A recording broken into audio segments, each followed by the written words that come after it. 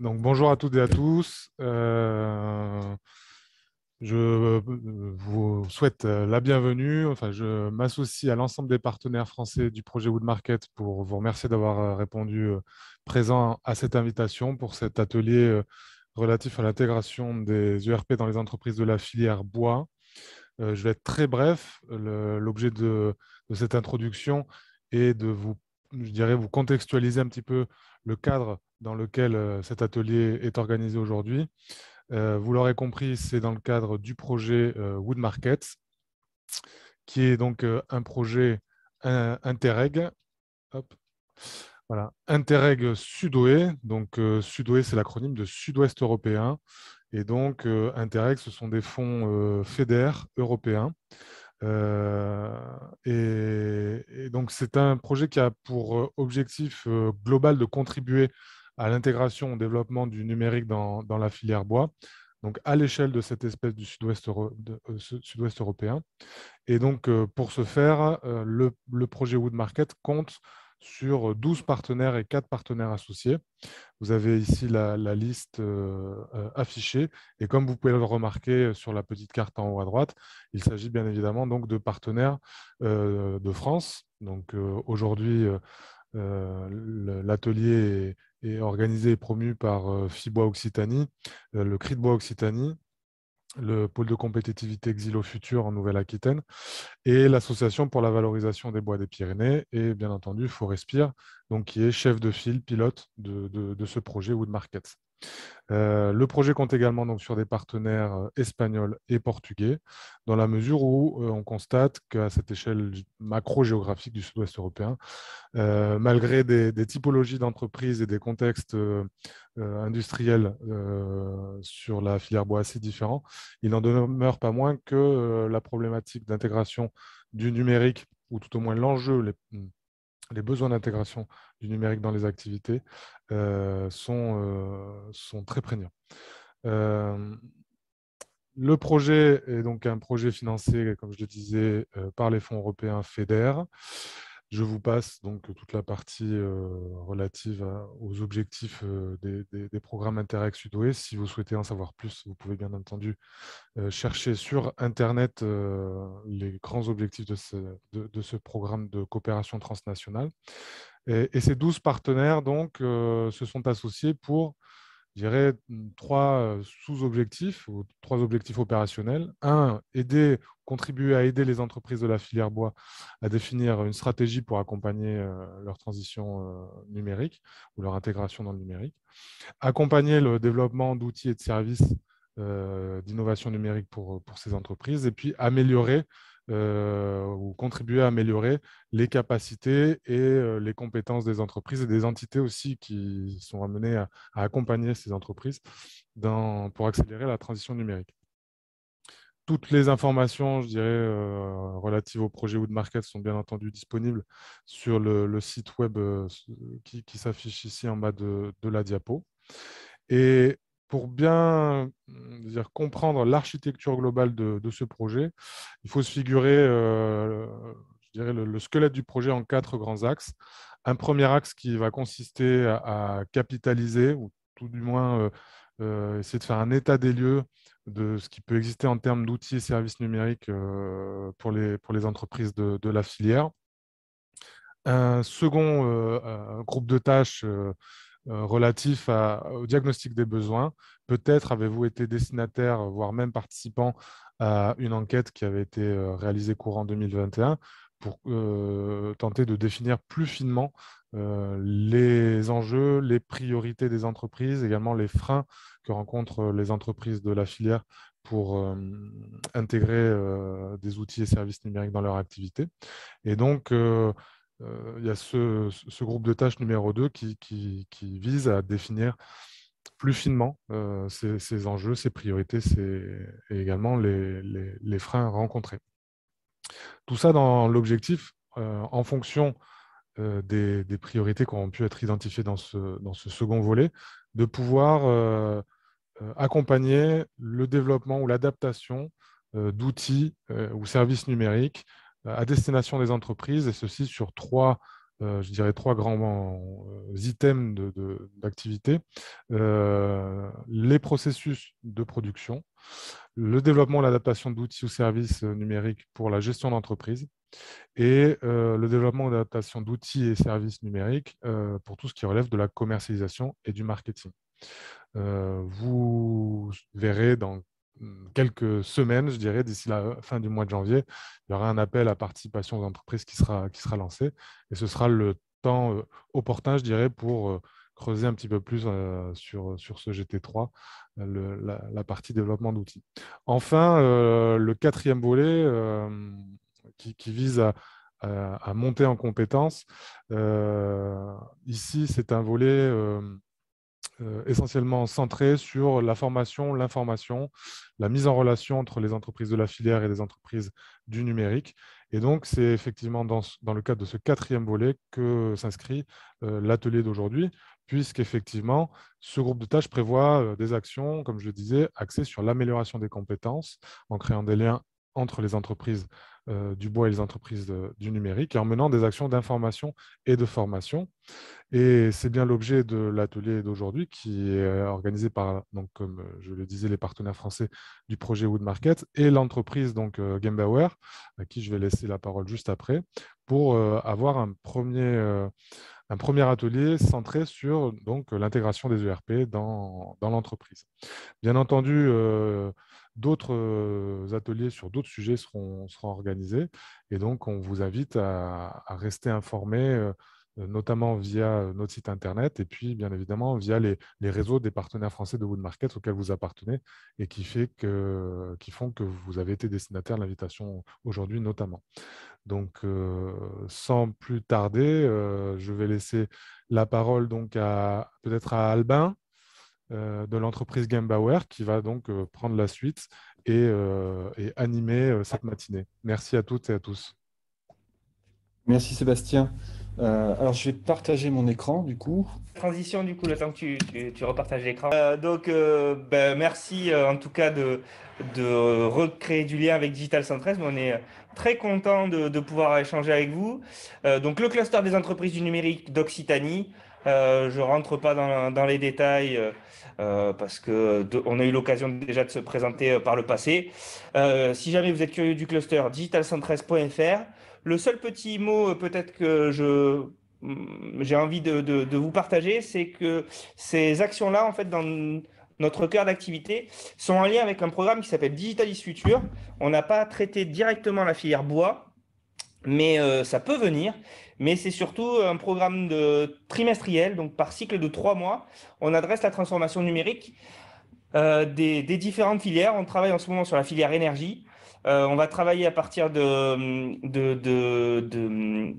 mars sur la filière transport intelligent et connecté. Et à partir, donc là, je te lance une petite perche, Sébastien, parce que peut-être c'est pas moi directement qui ferai la suite, mais il peut y avoir des liens avec vous parce qu'en septembre 2022, là, on attaquera la filière industrie 4.0. Et je sais que vous avez dans votre filière des acteurs qui ont des problématiques, notamment d'organisation industrielle. Donc, il y a peut-être des sujets que vous voudrez reverser au débat de cette saison-là. Donc, n'hésitez pas à vous renseigner là-dessus. digital-is-future.digital113.fr. Et puis, moi, je ne suis pas loin, mais là, comme je ne sers à rien, je vais me remettre à travailler. Mais si jamais il y a quoi que ce soit, je vous écoute en fond. Bonne matinée. Merci. Merci, Quoi que ce soit, merci Julien. appelez-moi. Parfait. Alors, juste pour commencer, donc, je suis Albin Giraud, je suis cofondateur du cabinet Gembawer et je suis accompagné par Sarah Barrio, enchantée, bonjour à tous. Et je suis consultante chez Gembawer. Alors, du coup, donc Sébastien en a parlé, pourquoi cet événement? Donc, je ne vais pas reparler du contexte puisqu'il a déjà été abordé. Et effectivement, l'objectif aujourd'hui, c'est d'avoir un moment d'information, d'échange sur qu'est-ce que c'est qu'un projet ERP. Et l'idée, c'était de démystifier en fait la mise en œuvre d'un ERP dans une entreprise. Pourquoi le faire, pourquoi ne pas le faire et à quoi penser quand on se lance dans ce type de projet. Rapidement, quelques mots. Alors, Ça, je ne vais pas y revenir, ça a déjà été présenté. Rapidement, à propos de Gembawer, donc nous sommes un cabinet de conseil. On est créé en 2016, on est basé à Toulouse. Ça représente aujourd'hui 8 consultants. On a 2 métiers, un métier de conseil en système d'information et un métier d'intégrateur. On a 2 partenariats. On a un partenariat avec l'éditeur Odoo et un partenariat avec l'éditeur Oracle pour intégrer donc le RP NetSuite. Le mot Gembawer, c'est un mot valise qui vient de Gemba, qui est un mot japonais à l'origine, qui a été romanisé, qui signifie le lieu où se trouve la réalité. C'est utilisé dans les méthodologies Kaizen, donc tout ce qui est Lean Management, dédié plutôt à l'industrie. Et l'idée, c'était, avec mon associé Benoît Cavaillès, de créer une entreprise où l'idée, c'est de proposer des solutions pour les vraies personnes, donc pour ceux qui travaillent dans les ateliers, ceux qui travaillent dans les bureaux, et donc d'avoir une approche pragmatique et opérationnelle dans le déploiement de solutions informatiques.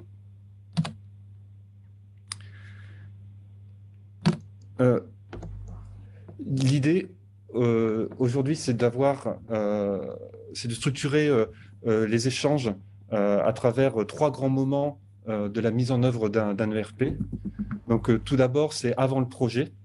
On verra déjà la décision de mettre en place un ERP. Tout d'abord, déjà, peut-être démystifier qu'est-ce que ça signifie, ERP, CRM, GPAO, de quoi parle-t-on. Ensuite, de voir qu'est-ce qui fait qu'effectivement, il serait opportun de lancer un projet ERP.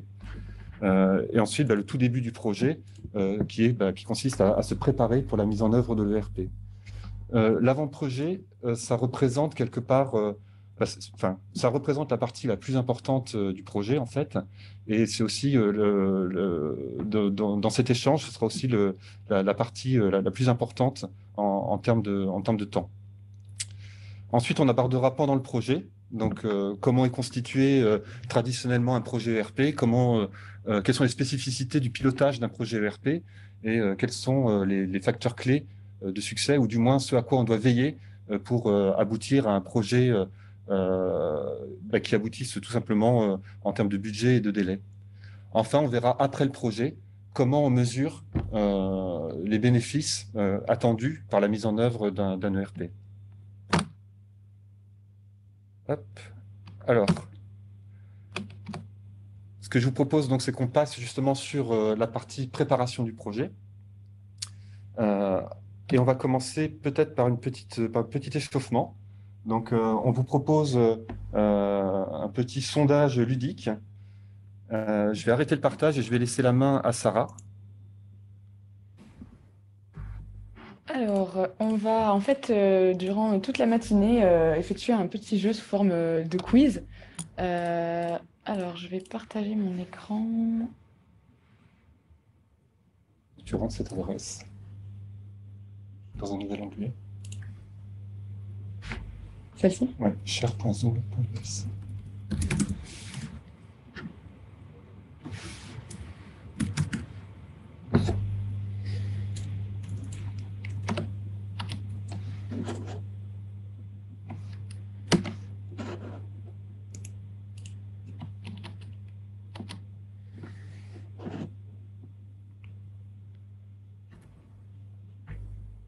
Voilà, ça se lance doucement, mais sûrement.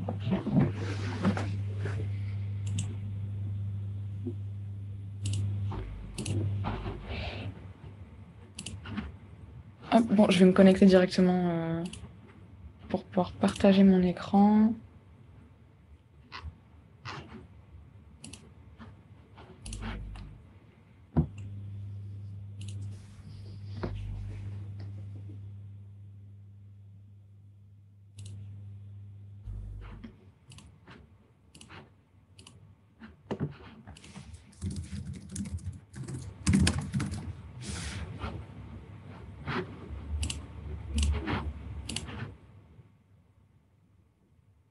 This meeting is being recorded.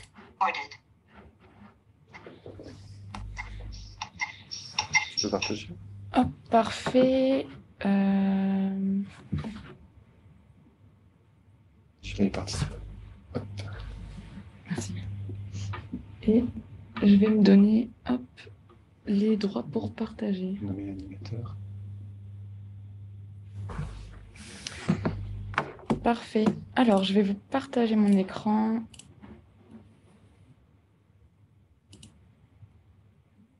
Est-ce que tout le monde voit bien mon écran? Ok, super. Oui. Parfait. Alors, je vais vous envoyer un petit lien dans le chat pour vous connecter. Donc, c'est sur la plateforme Kahoot. Il vous suffit de cliquer sur ce lien-là et de rentrer le code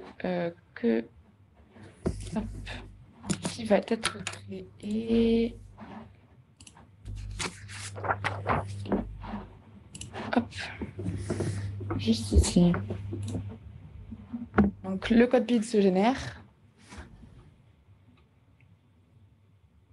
Et donc, il vous faut rentrer le code ici pour vous connecter au quiz. Et vous pouvez également utiliser le QR code si vous le souhaitez. Donc, vous pouvez vous connecter soit sur votre ordinateur ou sur votre téléphone. Et en fait, tout au long de cette matinée, on aura quelques questions. Donc, vous pouvez rester connecté sur cette page Kahoot pour pouvoir continuer le quiz toute la matinée.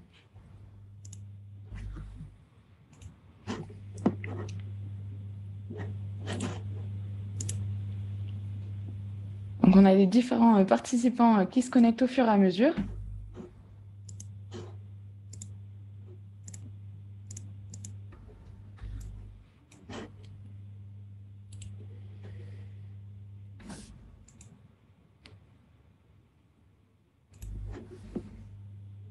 Si vous avez des problèmes de connexion, n'hésitez pas à nous le dire dans le chat.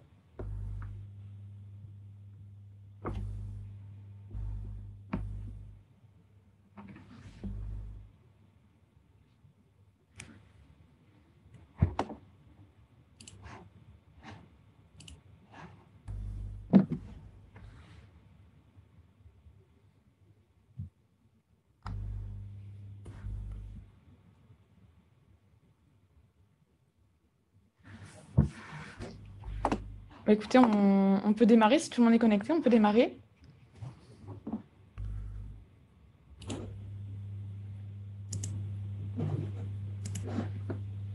Comment tu me rends animateur? Alors, première question, qu'est-ce qu'un ERP? Vous avez différents choix possibles. Et le but, c'est de répondre le plus rapidement possible à la question posée.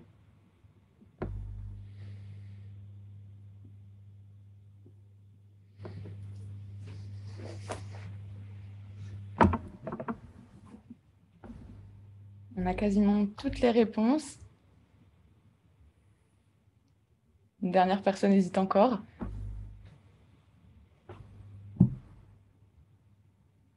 Alors, la bonne réponse, c'était évidemment donc pas un virus. C'était un outil de gestion qui permet de gérer donc toute l'activité sur une plateforme en temps réel. Je vais rendre la main à Albin pour la suite de la présentation, pour vous expliquer ce que c'est précisément un ERP. Alors, est-ce que tu peux... Comment on fait pour être animateur? Alors...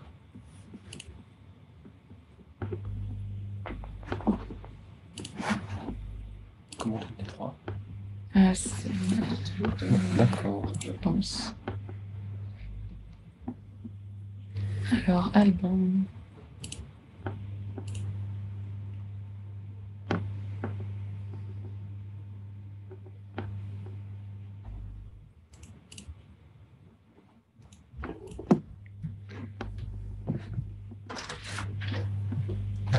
Je suis de loin. C'est bon, vous y arrivez? Non, Si. en fait, comment je peux partager? Oui, comment tu fais pour... Mais déjà, il faut que, en fait, tu libères toi le. Ouais, je Le ne partage, partage parce que plus là, je crois. Ah, je voyais encore. Mais c'est bon, Je viens du juste coup, de- là. Ah, ok, parfait. Ça, normalement, c'est bon. Parfait. Ok, C'est bon. C'est revenu. nickel. Merci Julien. Donc, hop.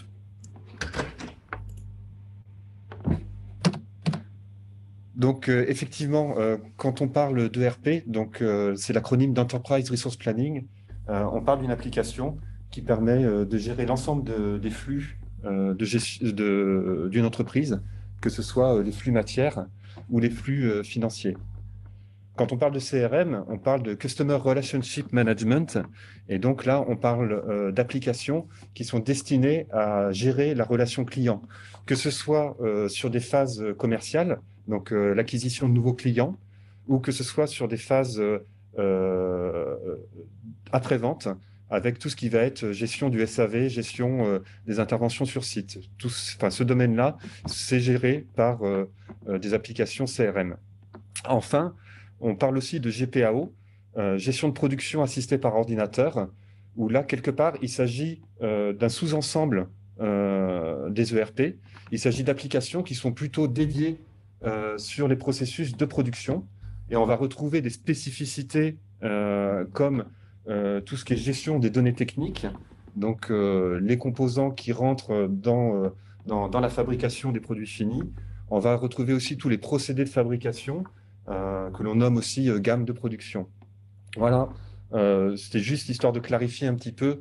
Un ERP n'est pas un CRM n'est pas une GPAO, et une GPAO est quelque part un ERP plutôt dédié aux aspects industriels. Cependant, un ERP, pourquoi faire?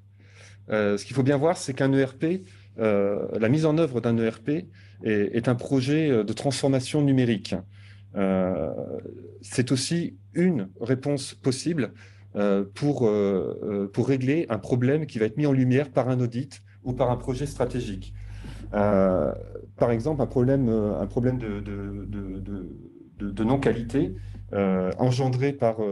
causé par différents facteurs, comme des problèmes de livraison, des problèmes de communication interne entre le service commercial et la logistique, peuvent être résolus justement par des outils de type ERP.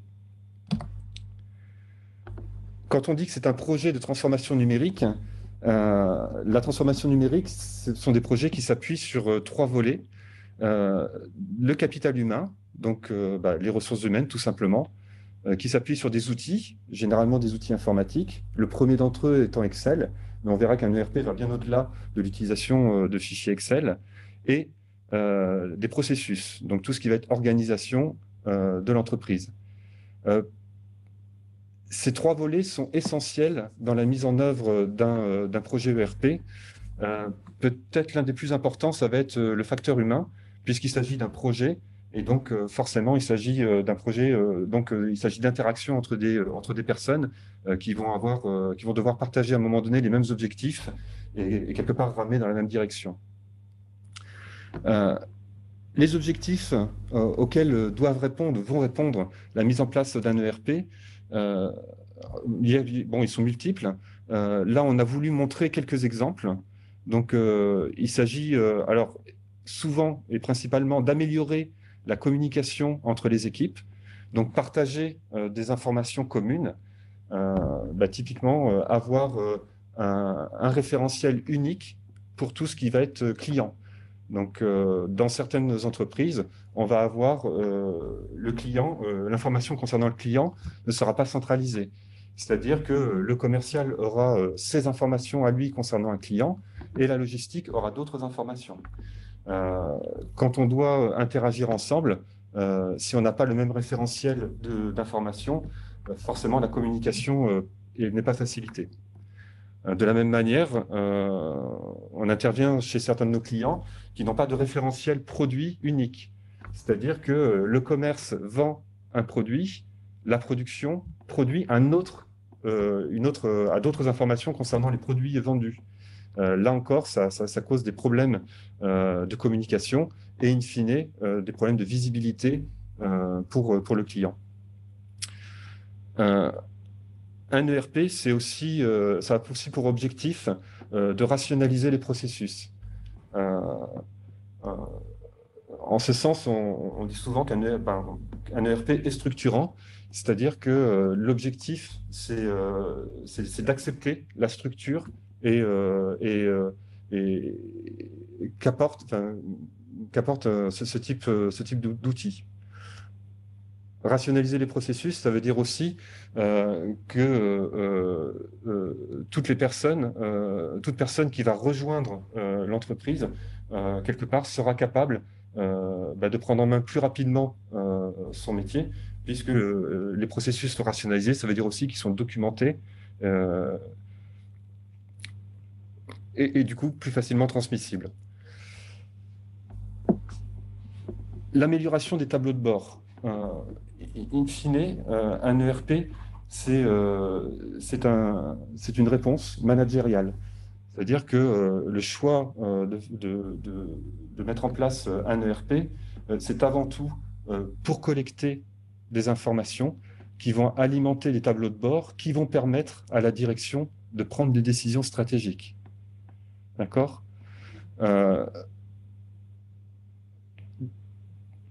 Des principaux indicateurs, on va retrouver tout ce qui est calcul de marge. Bien souvent, avant la mise en place d'un ERP, le calcul de marge n'est pas fiable. Il se fait sur la base d'informations consolidées dans des tableaux Excel qui font l'objet de ressaisies multiples et donc d'erreurs de saisie.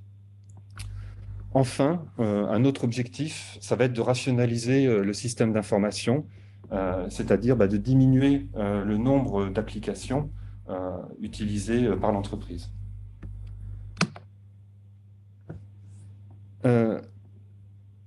Donc le projet commence par le fait d'avoir un objectif ou des objectifs clairs et précis. Si on n'a pas d'objectif, on n'a pas de projet, forcément. Et ces objectifs doivent être aussi mesurables. Donc on verra un exemple chez un de nos clients. Si on n'a pas d'objectif mesurable, ce sera difficile de définir un retour sur investissement. Et in fine, on aura du mal à voir si le RP a apporté quelque chose de positif dans l'organisation.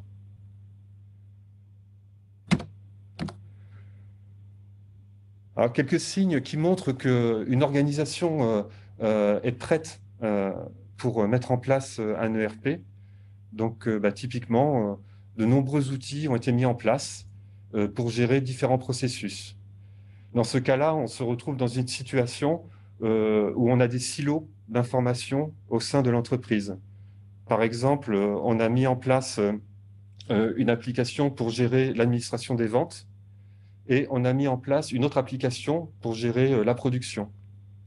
Les deux applications fonctionnent en silo. Éventuellement, on a mis une troisième application pour gérer la comptabilité et ces silos ne communiquent pas les uns avec les autres. Un autre signe, on a du mal à obtenir une information comme le taux de rendement synthétique, si on a une entreprise industrielle, la marge, on a du mal à obtenir la marge, ou le prix de vente moyen. Donc, ce sont des indicateurs, somme toute, assez basiques, mais il n'est pas forcément évident de pouvoir les obtenir comme ça facilement. Un autre signe, les utilisateurs sont obligés de réaliser des saisies manuelles dans différents outils, généralement Excel. Donc, par exemple, on saisit des commandes d'achat, mais après on est obligé de ressaisir des relevés de temps, obligé de ressaisir différentes informations. La multiplication des saisies, c'est extrêmement chronophage et extrêmement générateur d'erreurs. Un autre signe, c'est l'expérience client qui se dégrade. Alors, expérience client, ça veut dire quoi? Un client passe commande et il revient vers le commercial pour savoir où en est la commande. Et là, on est incapable de lui répondre parce qu'on n'a pas l'information, parce qu'on n'a pas partagé l'information au sein de l'organisation. Ou alors, on n'est pas capable de servir une commande parce qu'on est en rupture de stock, parce qu'on n'a pas une vision claire des stocks de l'entreprise. Un autre signe, c'est le budget et le temps passé par l'équipe informatique pour maintenir à flot les outils. Donc là encore, on revient sur sur l'idée d'avoir différents outils et la multiplication des fichiers Excel pour combler les manques. Alors, généralement, ces signes-là, ça génère de la non-qualité. Et est-ce que la question à se poser, c'est est-ce qu'on est capable de chiffrer cette non-qualité? Il y a aussi des signes qui montrent que l'entreprise n'est pas prête à mettre en place un ERP. Notamment, vu que on l'a vu, l'ERP, c'est avant tout un projet humain, c'est c'est avoir déjà une stabilité des équipes. Le projet ERP est réalisé par l'intégrateur, mais surtout avec les équipes internes de l'organisation. Et donc, il faut avoir des référents, il faut avoir des personnes qui vont porter ce projet en interne, qui vont être les relais de la direction pour porter ce projet, des personnes qui vont être référentes en termes de connaissance des processus, de connaissance de la société. Par exemple, si une personne part à la retraite et elle doit être donc remplacée par une ou plusieurs personnes, ce n'est pas forcément le bon moment pour lancer un projet ERP. De la même manière, si on est en train de restructurer la société parce qu'il y a une fusion avec une autre société, par exemple, ce n'est pas forcément le bon moment pour lancer un projet ERP. Un projet ERP qui du coup, s'appuie sur les personnes. On doit se retrouver dans une situation RH à peu près stable pour pouvoir le lancer. S'il n'y a pas de problème identifié, du coup, à quoi bon lancer un ERP? Un projet ERP, ça ne servira à rien. Et enfin, pas de budget, pas de projet. On verra des éléments en termes de budget, mais un projet ERP est quelque chose de suffisamment stratégique et structurant pour ne pas être fait, à l'économie. Voilà. Même si actuellement, on trouve de plus en plus des solutions bon marché. Cependant, il faut y mettre le budget.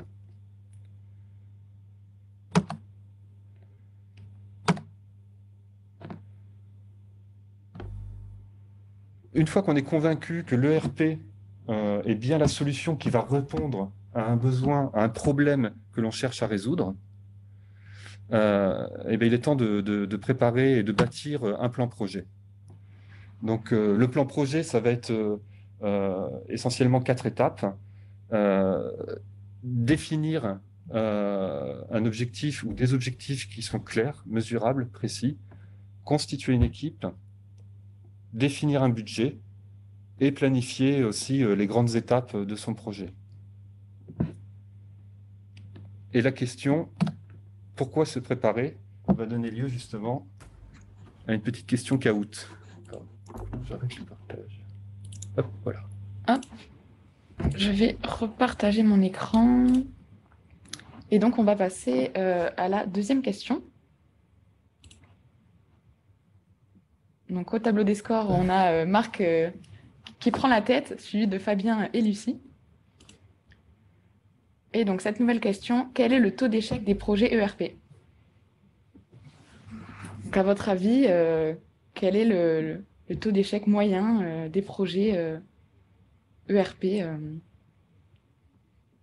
moins de 15%, entre 20 et 35%, entre 35 et 50% ou supérieur à 50%.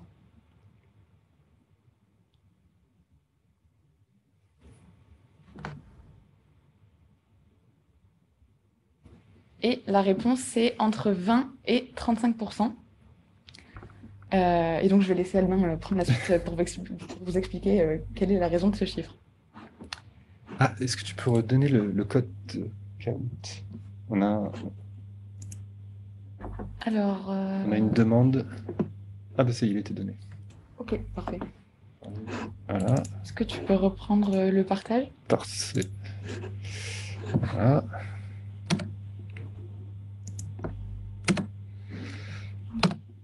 Alors du coup, pourquoi se préparer? Donc ça, c'est issu d'une étude de Gartner Research, qui est un cabinet de conseil en système d'information américain, qui quelque part est une référence sur le marché du conseil. Donc en mars 2021, leur affirmation, c'était qu'entre 20 et 35% des projets sont perçus comme un échec. Donc, ce qui est important, c'est cette notion de perception. C'est-à-dire qu'au final, les personnes ont un goût un peu amer vis-à-vis de la mise en place d'un ERP. Et les raisons qui étaient mises en avant, la première, c'était du coup un périmètre projet qui n'était pas adapté à les problématiques de l'entreprise.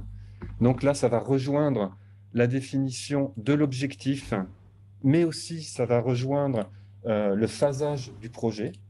C'est-à-dire que sur un projet ERP, l'idée, on le verra, c'est de commencer par traiter les irritants et ensuite d'élargir le périmètre fonctionnel de l'ERP. Deuxième cause, alors je ne sais pas si c'est dans un ordre d'importance, mais celle-ci est quand même assez essentielle, le manque d'engagement de la part de la direction. Donc, on le verra dans la constitution de l'équipe et dans la conduite du changement. Le rôle de la direction est essentiel pour assurer le succès d'un projet ERP. Troisième chose, un budget insuffisant un budget insuffisant.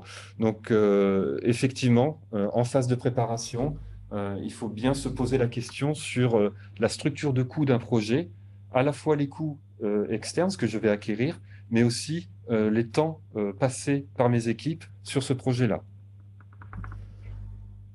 Ensuite, autre raison, une gestion du changement et une formation inadéquate. Donc là encore, ça rejoint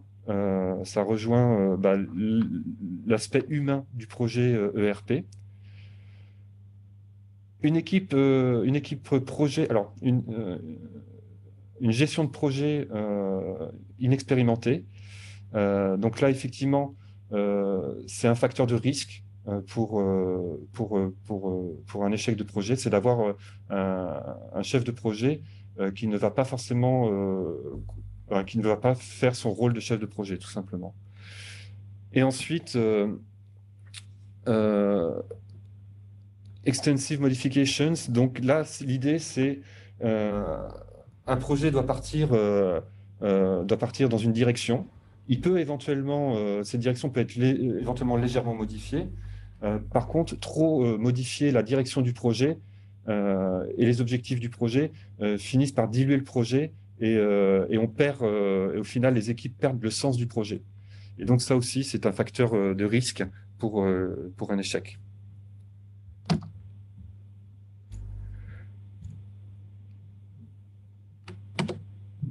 Du coup, alors sur les objectifs, on en a déjà parlé. Là, je voulais partir sur un exemple qu'on avait eu sur un de nos projets. Le patron disait, voilà, la non-qualité me coûte 80K annuellement. Donc, il était capable de chiffrer ce coût de non-qualité. Et l'objectif, c'était de diminuer ce coût des 2/3. Et sa réponse à lui, c'était il faut améliorer la communication entre les équipes, puisqu'il avait des équipes de design, des équipes commerciales, des équipes de production et des équipes de mise en place des produits. Et pour lui, l'ERP devait répondre à cet objectif. À travers l'optimisation des processus, la simplification de la communication et aussi obtenir des tableaux de bord pour lui permettre de déterminer quelles étaient les affaires les plus rentables et donc là où il fallait porter l'effort.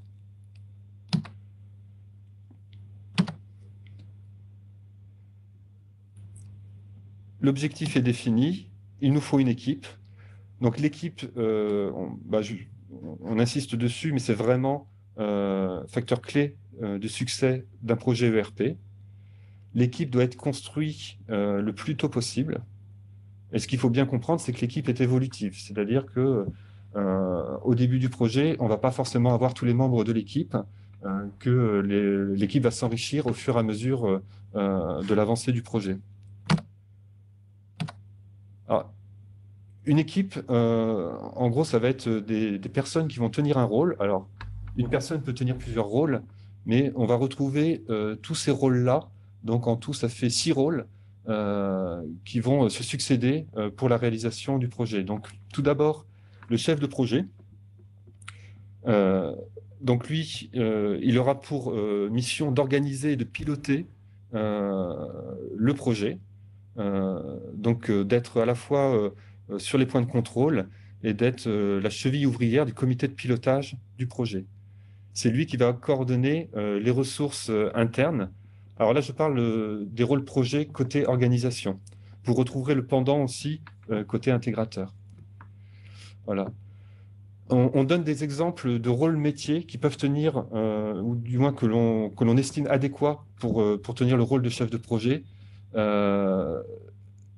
Généralement, des contrôleurs de gestion, des comptables sont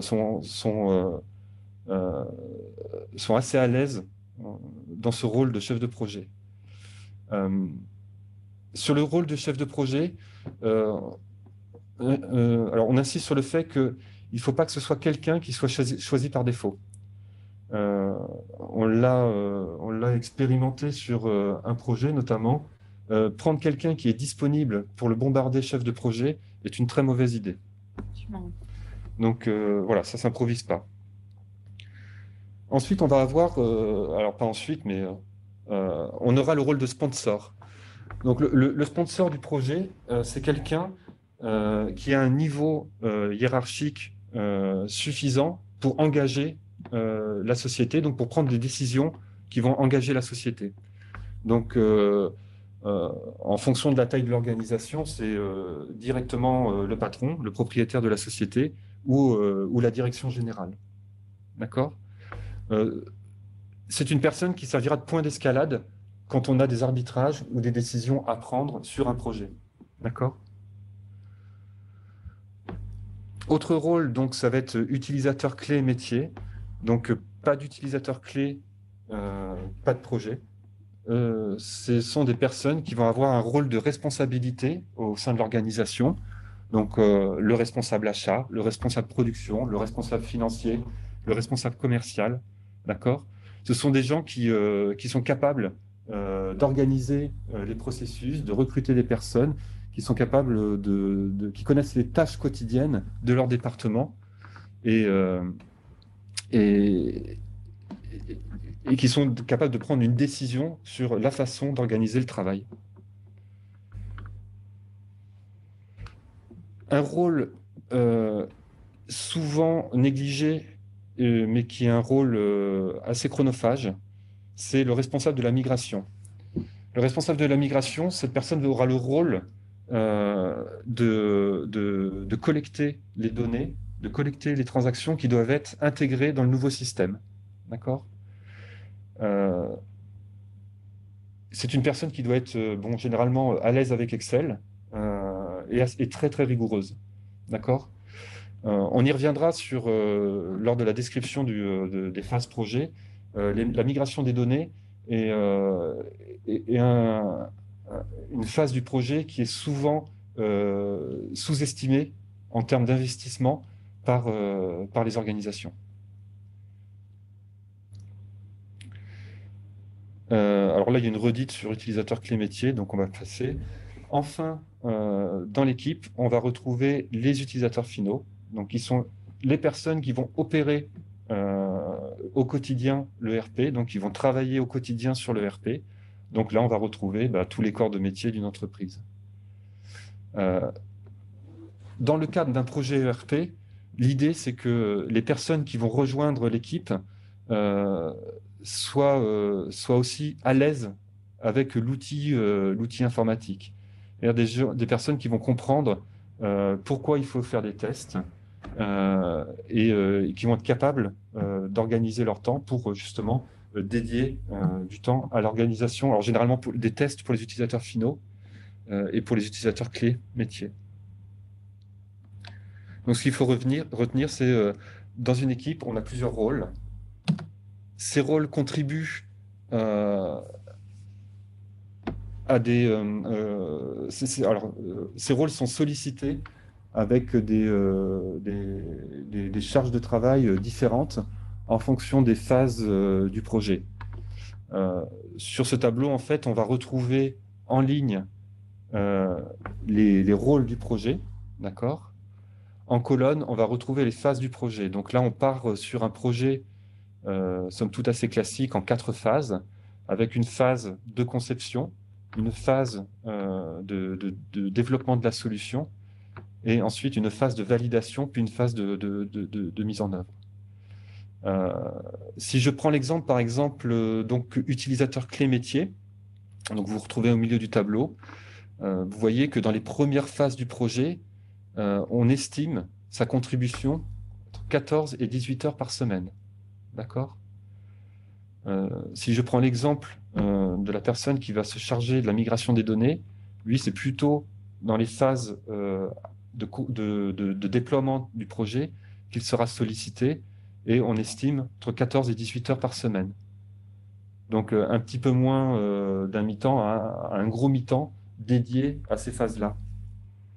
Alors ces ABAC sont des ABAC qui ont été constatés par un grand éditeur dont je tairai le nom, et qui sont somme toute assez représentatives de ce que l'on peut trouver, du moins de ce que peuvent témoigner nos clients.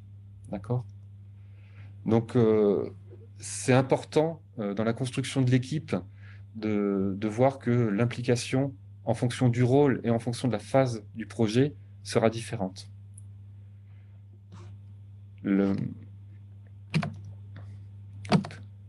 Ah, ça marche plus.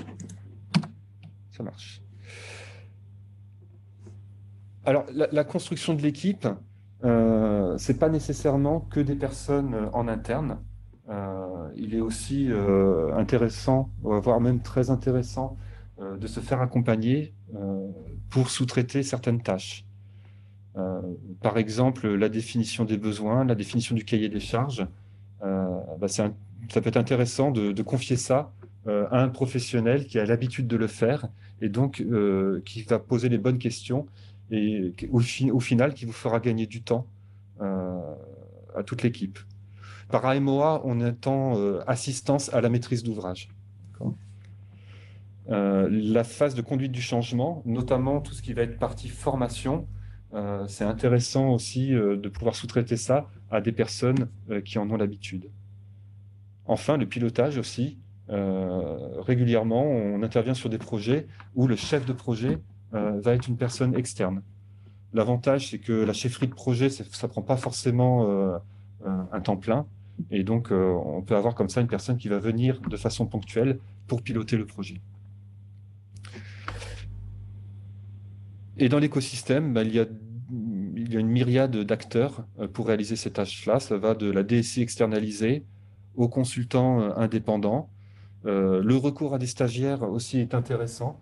On rencontre régulièrement, nous, des stagiaires plutôt école d'ingénieurs sur des postes de pilotage ou d'assistance à la migration des données.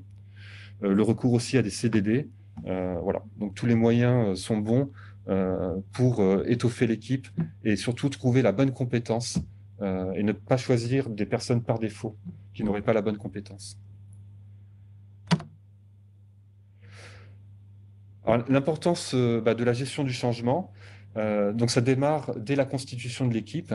Et effectivement, on l'a déjà dit un peu plus d'une fois, l'implication de la direction est majeure pour faire adopter le changement que va apporter un ERP, puisque un ERP, ça change d'outils, ça change des processus. Forcément, tout le monde n'est pas forcément. Tout le monde les gens ont une ouverture au changement qui est plus ou moins variable, on va dire. Et il faut prendre en compte, la vision de l'entreprise et la faire partager à tous. L'implication des utilisateurs clés. L'ERP va avoir un impact sur les processus. Et donc, il est nécessaire que les utilisateurs clés soient sollicités le plus en amont possible pour qu'ils s'expriment et qu'ils définissent et qu'ils traitent les impacts qu'il va y avoir sur les processus de l'entreprise. Une communication renforcée, ça aussi c'est un élément important du changement. Il est nécessaire de renforcer la communication, qu'elle soit alors essentiellement en interne, que toutes les parties prenantes du projet et tous ceux qui vont, comment dire, subir les conséquences du projet soient informés en toute transparence du calendrier, du périmètre et des changements qui vont être apportés dans leur quotidien. Impliquer les utilisateurs dès la phase de préparation du projet est quelque chose aussi d'important pour leur permettre de donner leur avis sur la solution à mettre en place.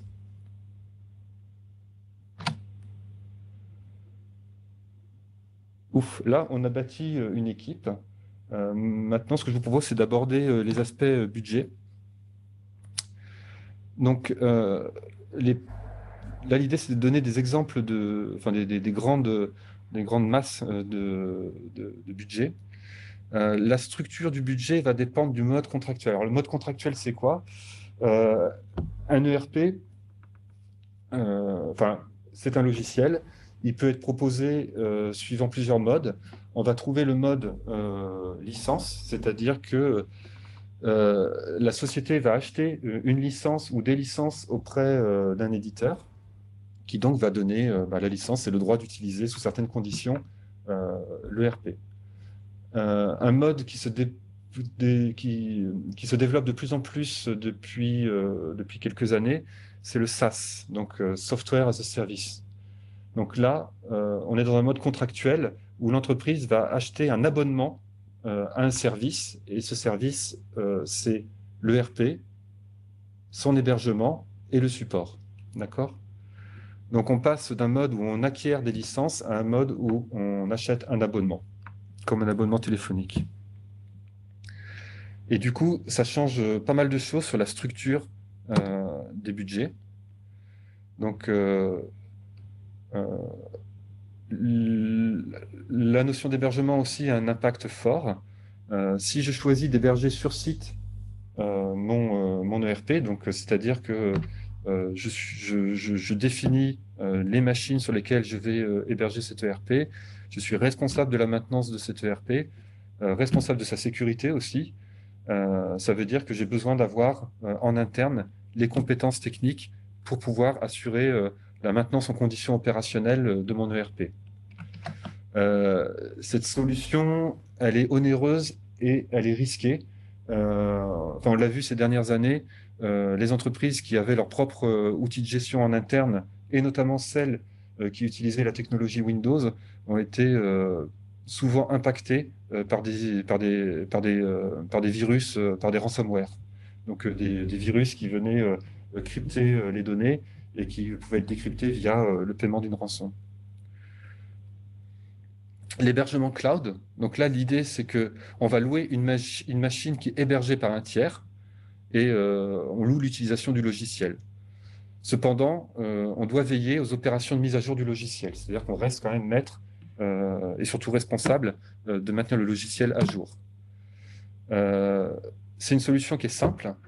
Par contre, il faut faire attention dans le choix de l'hébergeur et surtout dans les conditions de support liées à cet hébergement.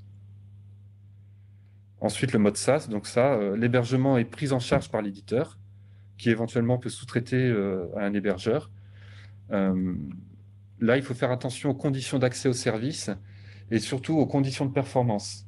Dans un mode SaaS, on ne va pas raisonner en termes de je vous donne 28 mégas de RAM, enfin gigas de RAM.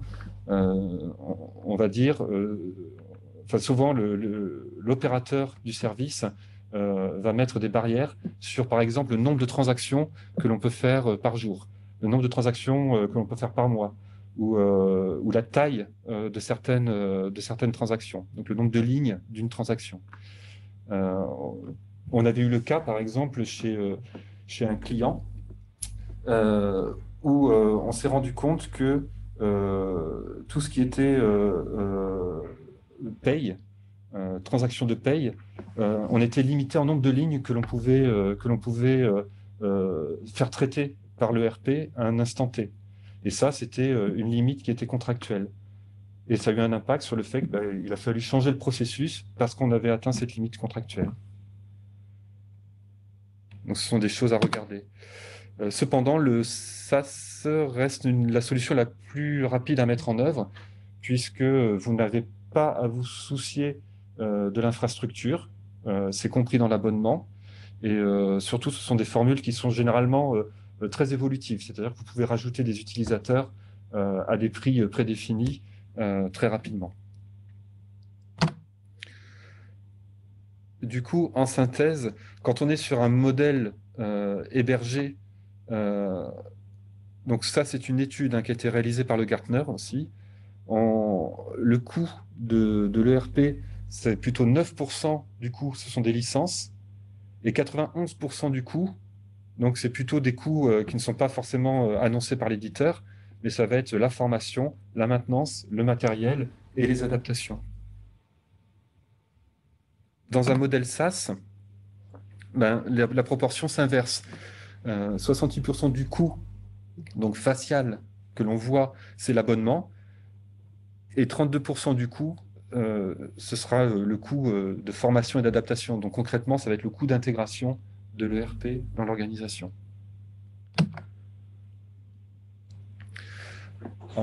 Pour illustrer pour donner des exemples de coûts par type, par mode contractuel, donc on vous propose ces deux tableaux. Donc le tableau supérieur, c'est pour tout ce qui va être ERP avec achat de licences et hébergement. Donc les licences, alors c'est pour le marché français, ce sont des fourchettes qu'on a constatées qui sont pas officielles, mais qui sont quand même partagées avec certains confrères. Donc on est aux alentours de 900 à 2000 euros le coût d'une licence par utilisateur. Ce qui fait cette variabilité, ça va être la richesse, donc la profondeur fonctionnelle de l'ERP. Le support, traditionnellement, le support, c'est environ 15% du prix des licences, avec une coquille. Et la maintenance, donc là encore, on est sur...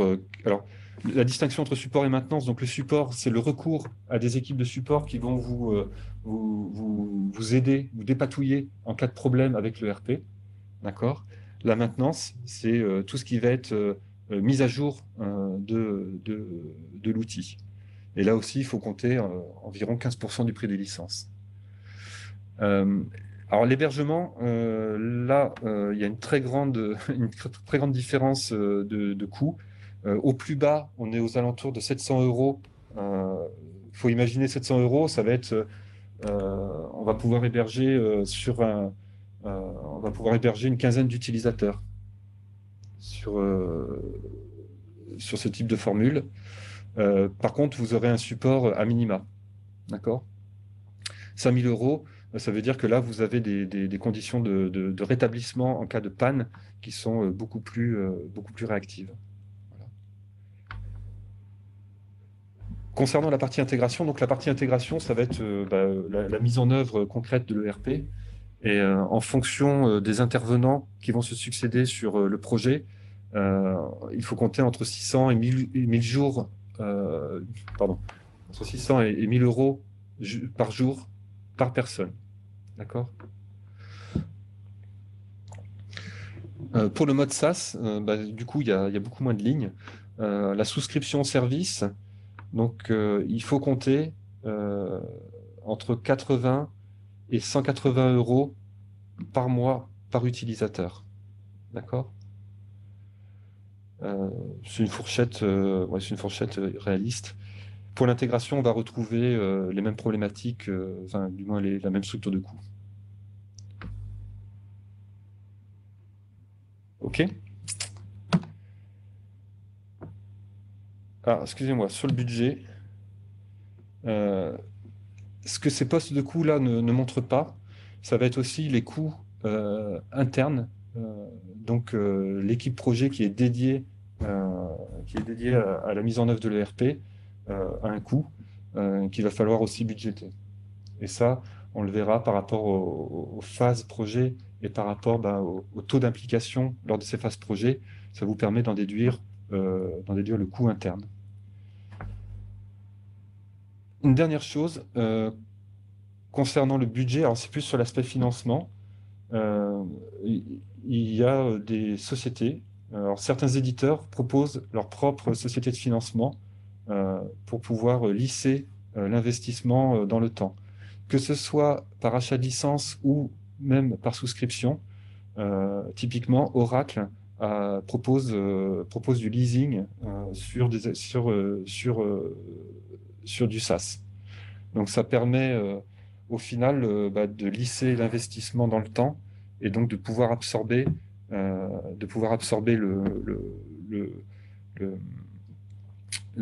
surcoût financier, enfin d'amortir en tout cas le surcoût qui est lié généralement à la phase d'intégration. Alors, quelques mots sur le planning. Là, l'objectif, c'est de définir un planning réaliste. Il y a la phase avant-projet. Là, l'idée, c'est de se presser, mais de se presser lentement. Donc, préparer la consultation, c'est-à-dire définir les objectifs, définir le cahier des charges. Il faut compter, sélectionner les candidats, il faut compter 1 à 2 mois. 1 mois, c'est même peut-être un petit peu léger, parce qu'on verra que la sélection des candidats, ça demande un petit peu de temps quand même. Il faut laisser du temps aux candidats pour répondre. 1 mois, c'est pas mal. Et enfin, il faut aussi se donner le temps d'analyser et d'évaluer les réponses apportées par les candidats. Et là aussi, 1 mois n'est pas de trop. Voilà.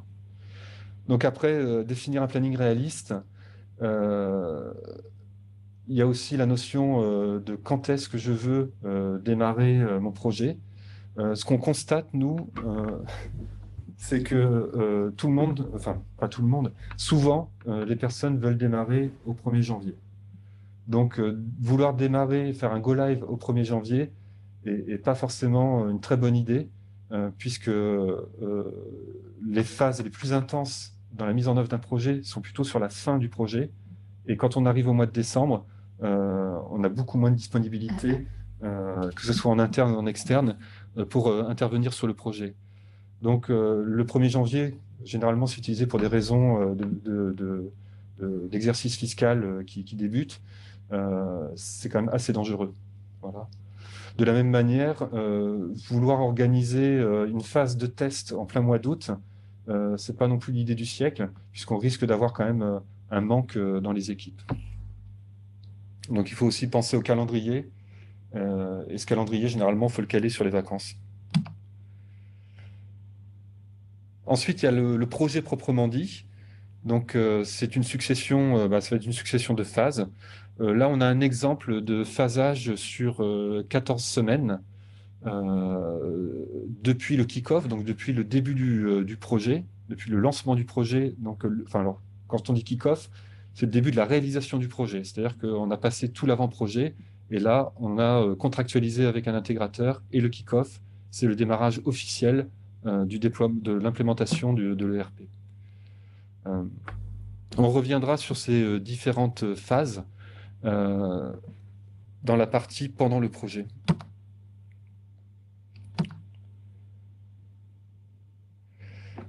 On a notre plan projet, on sait où on veut aller, avec qui et les moyens qu'on se donne en termes financiers. On s'est fixé des échéances. Donc là, maintenant, l'étape, ça va être de sélectionner un ERP. Donc là, il va y avoir 4 phases. Formaliser un cahier des charges, donc rechercher les candidats, évaluer les candidats, et enfin, décider, contractualiser. Alors, hop, sur le cahier des charges. Donc, l'idée, c'est quand même d'avoir formalisé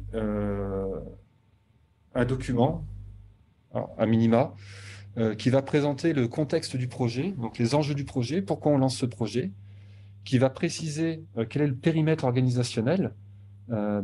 Si on est dans un contexte de plusieurs sociétés, quelles sont les sociétés qui vont être concernées par ce projet, qui va présenter les exigences fonctionnelles. Donc les exigences fonctionnelles, ça va être,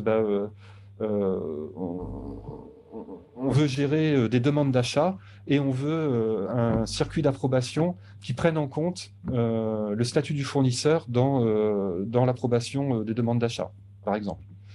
Donc, ça va être les exigences, les exigences métiers recueillies auprès des utilisateurs clés.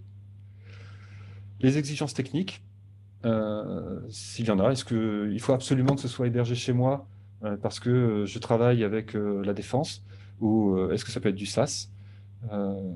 Quels sont les volumes de transactions que je veux gérer avec mon ERP?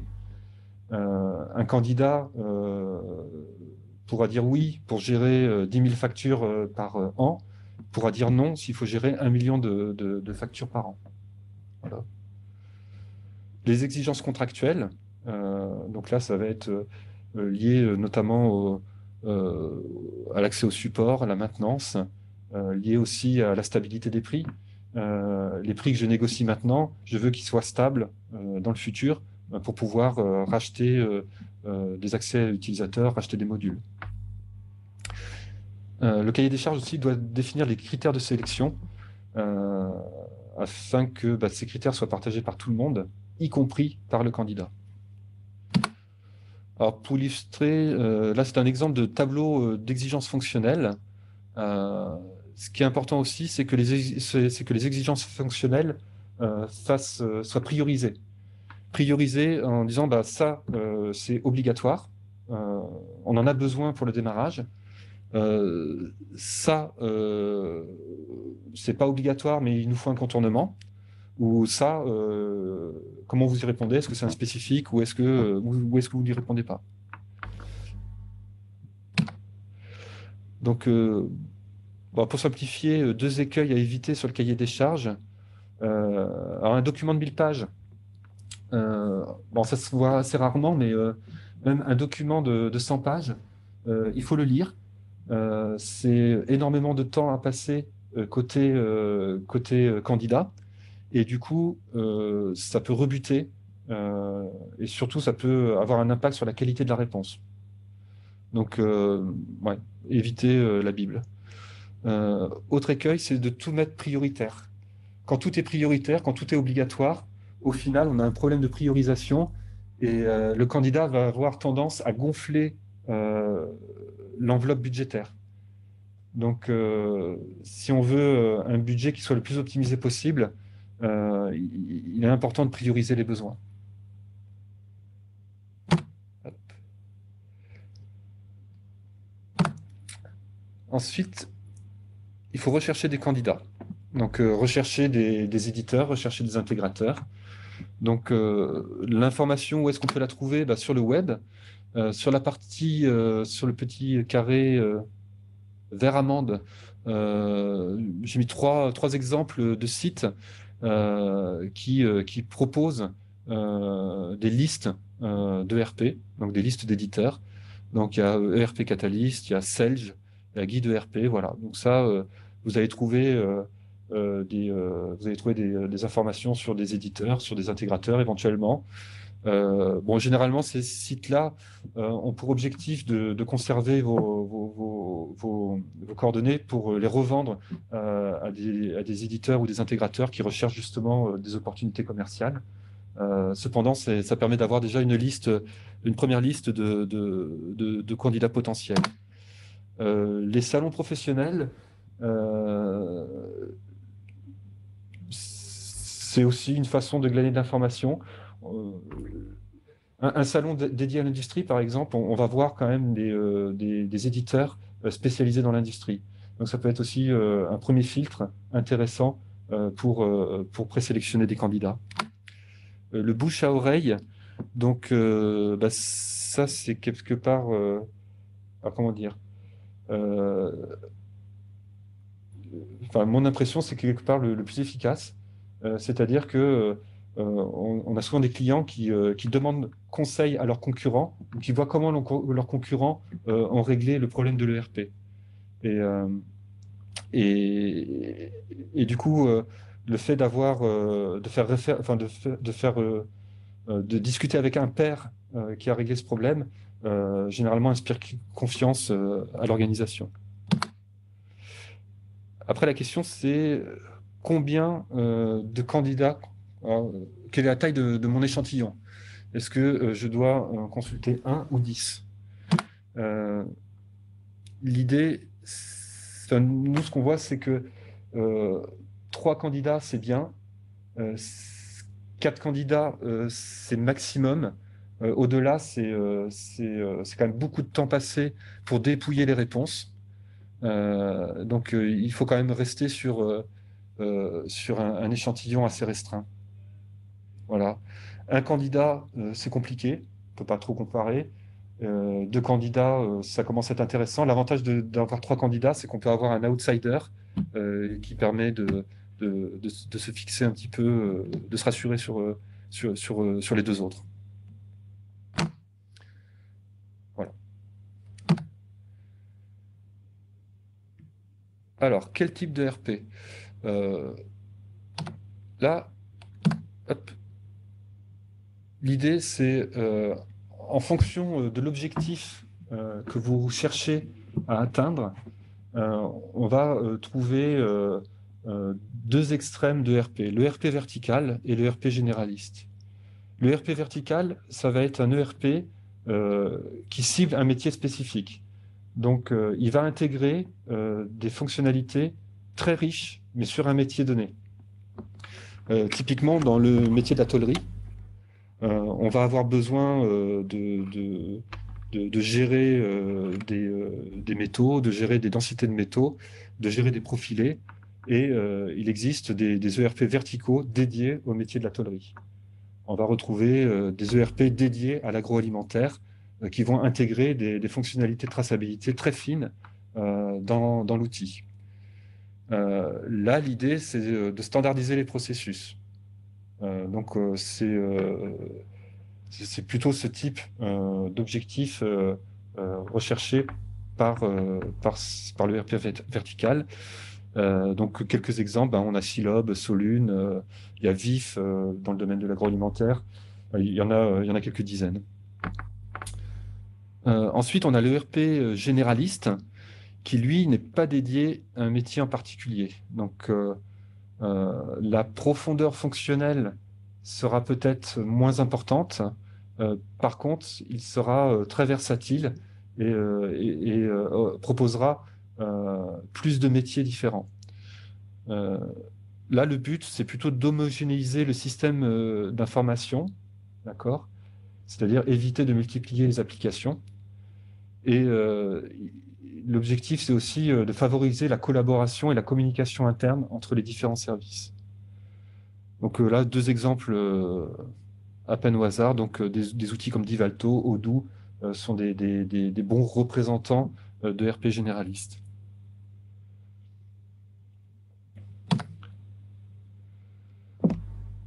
On a sélectionné les candidats que l'on souhaite évaluer. On leur a envoyé notre cahier des charges. Et pour les évaluer, donc, on va les évaluer sur la base de la réponse au cahier des charges, sur la base de la démonstration produit et aussi au feeling. Alors, on reviendra sur la réponse au cahier des charges. La démonstration produit, c'est une phase qui est généralement cruciale dans la sélection d'un ERP.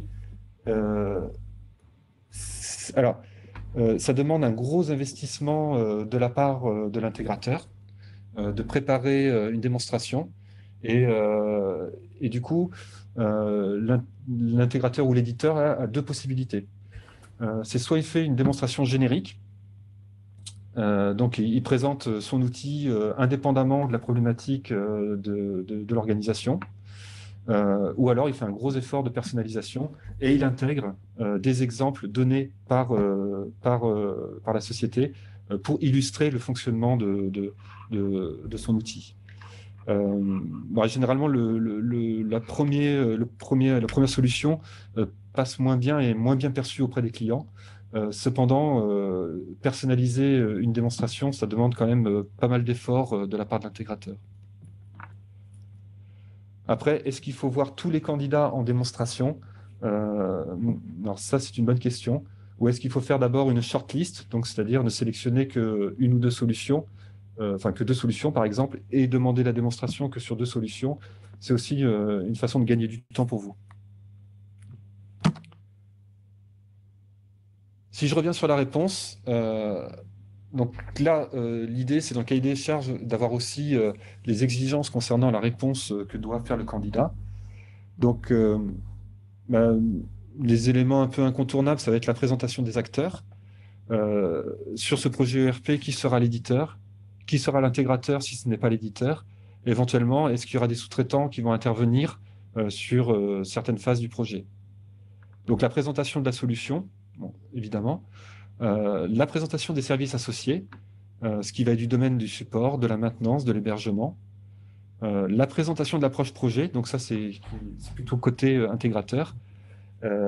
Avec la méthodologie, le planning, bon, évidemment les éléments tarifaires aussi. Et il est important que la réponse intègre quand même des informations précises et rassurantes de la part de l'intégrateur. Puisqu'au final, le projet, vous allez le faire avec l'intégrateur essentiellement, vous n'allez pas le faire avec l'éditeur. Donc, il est important pour vous d'avoir un maximum d'informations sur l'intégrateur, d'être assuré par son approche et d'être en confiance avec lui. Enfin, un point important pour se rassurer et confirmer une impression sur un candidat, c'est des références sur des clients analogues. D'accord ? L'idéal étant d'avoir des références de l'intégrateur sur des clients analogues et la possibilité de discuter et d'échanger avec ses clients. Donc, en tant qu'intégrateur, on le voit, ce genre de références pertinentes avec la possibilité d'échanger sont souvent, c'est souvent un facteur qui fait basculer la réponse et qui convainc la société de sélectionner cette solution. Alors là, présenter un petit peu une grille d'évaluation. L'idée, c'est que l'évaluation, elle soit pondérée en fonction de critères qui vous semblent essentiels. Donc là, la pondération, ce sont la pondération, ce sont ici ces 5 colonnes. Là, c'est un dossier où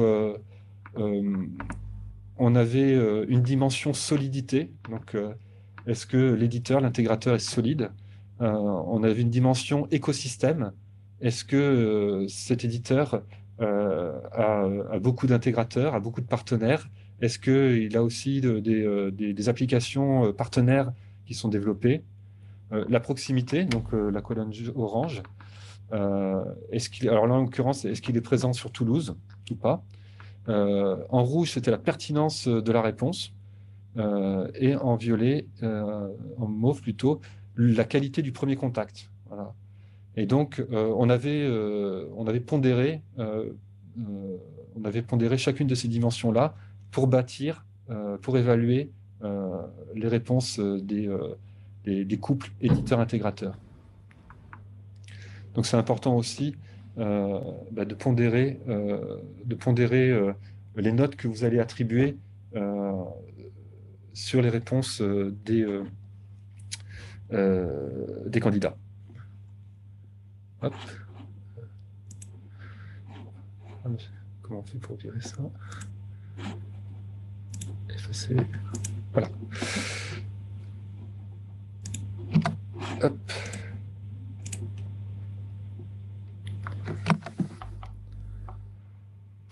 Ensuite, contractualisation. Là, l'idée, c'était de rappeler que potentiellement, vous allez contractualiser avec plusieurs parties, l'intégrateur, l'éditeur et l'hébergeur. Et donc, il y a des choses à vérifier avec chacun de ces acteurs, des choses généralement différentes. Concernant l'intégrateur, quel est le mode d'engagement de l'intégrateur? Est-ce que c'est un mode forfaitaire? C'est-à-dire que le budget qui a été présenté, c'est un budget sur un périmètre figé, mais c'est un engagement de résultat. Ou est-ce que c'est un mode régie? C'est-à-dire que le budget qui a été présenté, c'est un budget prévisionnel et que l'intégrateur s'engage sur c'est un engagement de moyens. C'est-à-dire qu'il va mettre à disposition des personnes, il va piloter le projet, mais si ça dérape, donc s'il en faut plus, vous paierez plus. Ce qui peut être fait aussi, c'est des engagements mixtes, c'est-à-dire que sur la partie service, formation, sur la partie conception, on est plutôt en mode régie, sur la partie construction du projet, on est en mode régie. Par contre, sur des phases un peu plus bornées, comme les formations, comme des développements spécifiques, là, il peut y avoir des engagements forfaitaires. Il y a aussi des clauses utiles à regarder, c'est tout ce qui est clause de recette. Donc un projet ERP, ça va faire l'objet d'une livraison, donc d'une recette, une réception par la maîtrise d'ouvrage. Et il est important de voir quelles sont les conditions de recette. Si les conditions de recette imposent des délais très courts, ça veut dire que vous aurez peu le temps de recéter l'outil.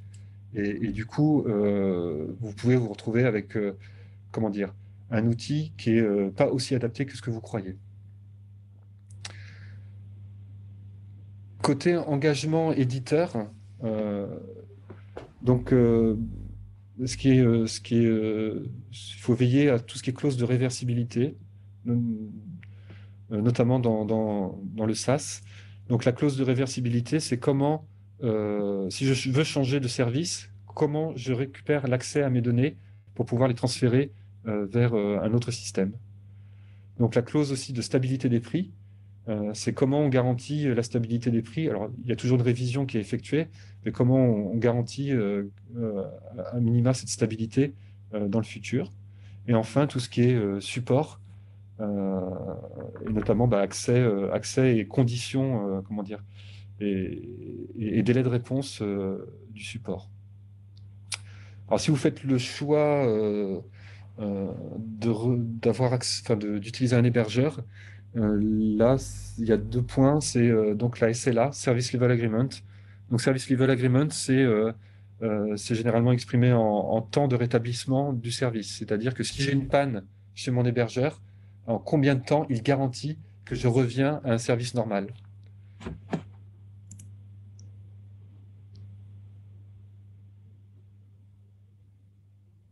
Ah, ok. Il va falloir que j'accélère un petit peu, puisque l'idée, c'est que dans 3 minutes, on puisse avoir un temps d'échange. Donc, hop.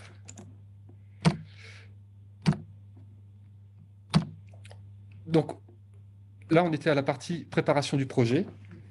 J'ai sélectionné, j'ai contractualisé. Et donc, on va passer au déroulement du projet proprement dit. Donc là, je présentais des phases classiques du déroulement d'un projet. Donc on va trouver le lancement du projet, le kick-off. Donc là, l'objectif, c'est que toutes les personnes présentes, que ce soit côté entreprise et côté intégrateur, côté éditeur, si nécessaire, soient présentes pour un moment pour partager les objectifs du projet et pour vous définir ensemble le calendrier du projet. Ensuite, généralement, on a une phase de conception où l'idée, c'est de définir les processus et la solution cible, de définir la stratégie de reprise des données et de définir la stratégie de démarrage en production. Enfin, ensuite, on a une phase de construction où là, on va réaliser le paramétrage de la solution, le développement des adaptations nécessaires et où on travaille sur la reprise des données. On travaille aussi sur la construction du cahier de recettes. Donc ça, c'est plutôt côté maîtrise d'ouvrage qui a la responsabilité de construire un cahier de recettes. Le cahier de recettes étant étant l'ensemble des scénarios et des cas métiers qui vont permettre de dire que la solution est conforme à ce que l'on attend. Donc ensuite vient la phase de validation, où l'idée c'est de valider avec le cahier de recettes la solution et de valider la reprise des données. Et enfin, on passe en déploiement, où là, on passe sur l'outil et sur la solution cible et commence la phase de support. Hop. Pendant un projet, on a de nombreux livrables qui vont être échangés avec l'intégrateur. Donc, tout d'abord, le dossier de conception qui va reprendre par flux comment les opérations vont s'enchaîner dans l'outil. Des manuels utilisateurs personnalisés en fonction du métier de l'entreprise. Là, c'est un exemple de cahier de recettes où on va définir toutes les étapes que l'on doit réaliser pour que le cas soit passant ou non passant. En termes de pilotage, donc les outils principaux, ça va être le rétroplanning, qui est proposé par l'intégrateur, validé avec la maîtrise d'ouvrage. On va passer ce caout-là, peut-être pour des raisons de temps. Le RACI, donc, c'est... tu peux me rappeler l'acronyme de RACI? Responsable... Alors, l'acronyme de RACI... Donc là, cet outil va permettre de dire pour chaque phase du projet et pour chaque activité qui est responsable de cette phase, qui est acteur, contributeur ou informé de cette phase. Donc ça permet de bien définir les responsabilités de chacun. Donc la matrice de suivi des risques qui permet justement de prévoir et de traiter ces risques-là. Le suivi des écarts. Donc là, on utilise un outil qui s'appelle la Moscou List. La Moscou List, c'est lister les écarts entre le besoin et la solution et de prioriser cet écart. C'est-à-dire, est-ce que cet écart, il est bloquant? C'est-à-dire que si je n'ai pas résolu cet écart, je ne peux pas faire mon métier, ou est-ce qu'il est important? Auquel cas, est-ce que j'ai une solution de contournement, ou est-ce que je fais un développement spécifique pour gérer cet écart? Donc, c'est un outil important qui permet de prioriser les besoins. Durant le projet, ce qui est important, c'est le rôle du sponsor qui va permettre de conserver la vision et la motivation autour du projet, le dialogue entre la maîtrise d'ouvrage, donc l'entreprise, et l'intégrateur, donc le maître d'œuvre, et favoriser l'adoption plutôt que l'adaptation, c'est-à-dire essayer au maximum d'adopter le mode de fonctionnement de la solution plutôt que de vouloir tordre et adapter la solution qui est proposée.